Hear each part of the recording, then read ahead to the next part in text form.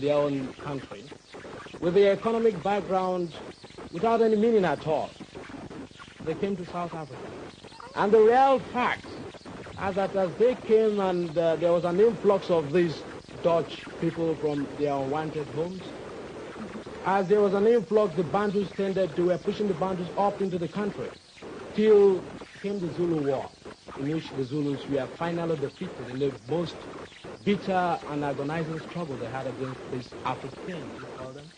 Yes. I don't know where you get your historical facts from. I don't. Get my historical fact from, I think, is it Mr. Trevelyan? He's in British history. Oh, that's far Mr. better George than... Trevelyan knows nothing then, and I'll say that.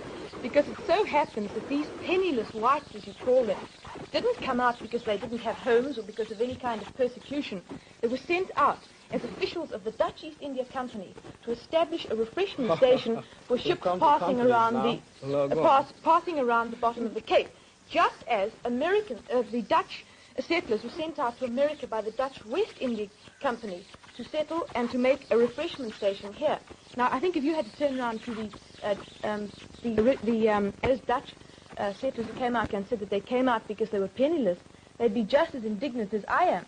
And as you say that the white settlers came and pushed the Bantu back, yes, it's a fact that the whites went into the interior of Africa and didn't come into contact never even saw a Bantu until 1795, which was practically 100 years, more than 100 years after they had arrived in South Africa.